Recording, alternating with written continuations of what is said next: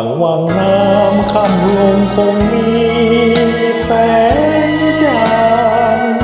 คืนหนึ่งคืนนั้นพบกันน้องเอ๋ยสองคน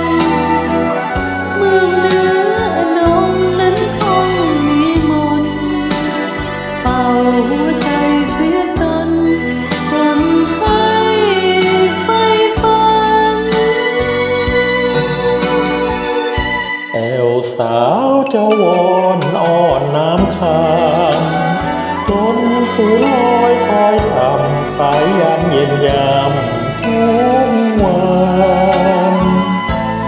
แล้วฉันไหนจะให้ลืมนั้นแม้นใครได้ไปเที่ยวพรันหลงมั่นในเมืองเหนือ